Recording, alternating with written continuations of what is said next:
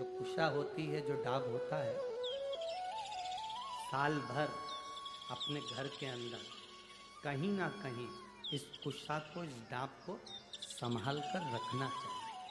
उसका कारण क्या बताया है? तो यहाँ पार्वती जी से स्वयं आर्यमा स्वामी कहते हैं, सुनो पार्वती माता, पितृलोक में ये जो ढाब है, पितृलोक में जो ये कुशा है, पितृलोक में ये कुशा जो रखी हुई तुम देख रही हो, इस कुशा का महत्व ये होता है कि जिस घर में, जिस घर के अंदर कुशा रखी होती है, उस घर पर पितरों की कृपा दृष्टि सदा बनी होती है। वहां दुख, तकलीफ, कष्ट नहीं आता। पर कुशा रखने का स्थान, 3 जगह कुशा रखने का स्थान दिया। कितनी जगह दिया? जम के बोलिए। 3 जगह पर कुशा रखने का स्थान दिया है। आप अपने ध्यान में रखिएगा, कथा कर रही है। डाब को, कुशा को 3 जगह पर, पहला द्वार से अंदर प्रवेश करते समय सीधे हाथ पर कहीं पर भी रख। दूसरा, पूजन का जो स्थान हो, पूजन की जो जगह हो, वहां अगर कुशा नहीं रख सको तो कुशा का आसन जरूर रखो। अगर कुशा नहीं रख सकते तो कुशा का आसन जरूर। तीसरा, रसोई घर के अंदर जहां पर परिंदा हो, मटका हो, हंडा हो, उसके आसपास में कहीं थोड़ी भी जगह हो, एक छोटी सी भी कुशा अगर अपन ने रख रखी है तो घर में कभी भी बड़ी बीमारी प्रवेश नहीं कर सकती। एक कुशा भी अगर हमने रखी है, एक डाब भी हमने रखी है,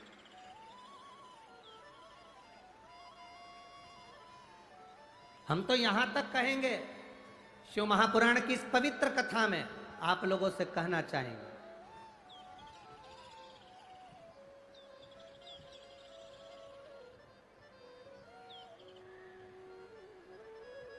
कभी कभी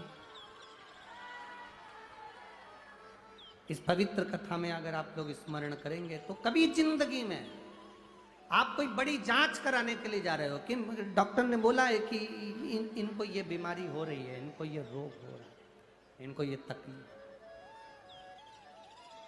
आप डॉक्टर को दिखाओ, जांच कराओ, डॉक्टर दवाई दे, उसको खाओ। डॉक्टर भी शंकर का एक रूप है।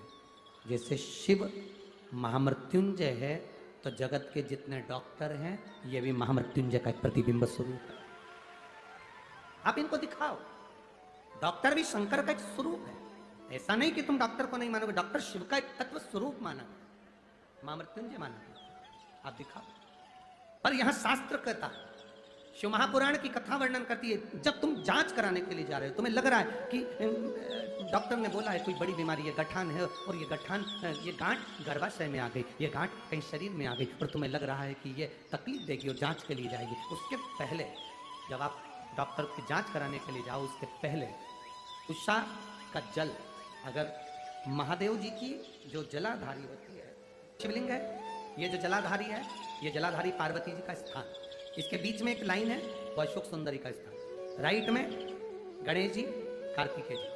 शिवलिंग के ऊपर जो जलाधारी रहती है जिसमें से बूंद बूंद पानी टपकता है, ये शंकर भगवान की 5 लड़कियां, जया, विषहरा, शामलीवारी, दौतली, देव, शिव जी की 5 बेटी। जब तुम्हें लग रहा है कि कोई बड़ी बीमारी हमारे शरीर में प्रवेश कर रही है और डॉक्टर कह रहे हैं कि इसकी जांच होगी, उसके पहले कुशा का जल, डाब का जल, ये अशोक सुंदरी का स्थान जहां पर है, और शिवलिंग का जहाँ स्थान है, इसके बीच में जो जगह खाली पड़ी रहती है, इस स्थान पर अगर हम कुशा का जल, डाब का जल चढ़ा देते हैं और उस जल को उस स्थान पर जहां तुम्हें लग रहा है कि इसकी जांच होने जा रही है, उस स्थान को लगाकर जांच के लिए जाते हैं, कभी जिंदगी में बड़ा रोग प्रवेश कर ही नहीं सकता।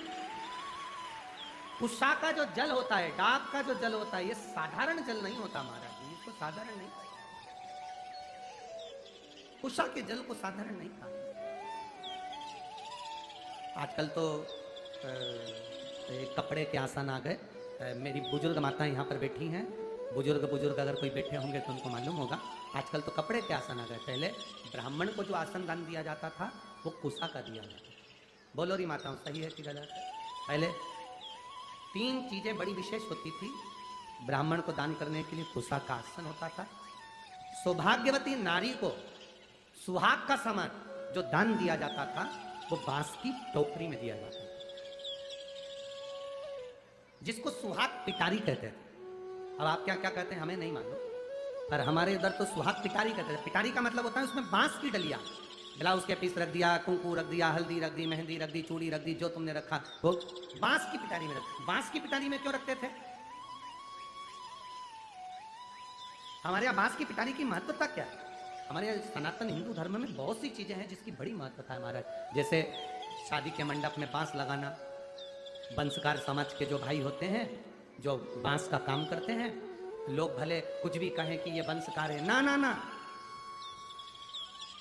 शिव महापुराण की कथा कहती है बंसकार बांस की डलिया का निर्माण करता है। जैसे बांस कभी समाप्त नहीं होता, लगा हुआ बांस में से बांस कटता जाता है, बांस फूटता जाता है, बांस कभी समाप्त नहीं होता। जिसमें से पैदा हुआ फिर होगा, उसको काट लो फिर होगा। उसी तरह बंसकार समाज जो बांस की डलिया का निर्माण करती है, वो बंसकार समाज बांस की डलिया इस भाव से बनाती है कि जिसके यहाँ शादी में जाए, सुहाग पिटारी में जाए, उसका सुहाग खूब बाबा कृपा बनाकर रखे, उसका वंश खूब। अब लोग बंसकार, आजकल राजनीति के अंतर्गत चलते चलते तो हम क्या बोलें, बस बोल नहीं सकते, क्योंकि राजनीति के अंतर्गत सारी समाजों को तोड़ दिया गया है। ये समाज का है, वो समाज का है, वो समाज का है। पर शिव महापुराण की कथा कहती है ब्रह्मा जी के द्वारा प्रकट हुए मनु और शत्रुपा, इन मनु शत्रुपा की आप और हम सब औलाद हैं। कौन ब्राह्मण, कौन क्षत्रिय, कौन वैश्य, कौन शूद्र, ये सब भगवान की औलाद है। इनमें कोई भेद नहीं होना चाहिए, सब एक होना चाहिए। पर थोड़ी सी राजनीति, थोड़ी सी वोट के चक्कर में लोगों ने अपने अपने समाजों को तोड़ दिया। गलत है। ये शिव पुराण रखी है 1 2 3 4 ब्राह्मण, क्षत्रिय, वैश्य, शूद्र, 4 पाए पर ये पोथी रखी है। उसी तरह हमारे ब्राह्मण, क्षत्रिय, वैश्य और शूद्र, ये 4 भारत के वो स्तंभ हैं जिस पर ये पूरा सनातन धर्म टिका हुआ। ये 4 ऐसे स्तंभ हैं जिस पे पूरा सनातन धर्म टिका हुआ है। पर वोट के चक्कर में, राजनीति के चलते हुए आज इन सनातन धर्म को तोड़ने के लिए लोगों ने विचार कर लिया सनातन धर्म ऐसे नहीं टूटने वाला। तो सबसे पहले लोगों ने कहना चालू करा अगरबत्ती लगाना बंद करो, क्योंकि अगरबत्ती में बांस होता है। थोड़े दिन के बाद ये तुम्हारी अगरबत्ती छुड़ा के तुम्हारे हाथ में मोमबत्ती पकड़ा देंगे और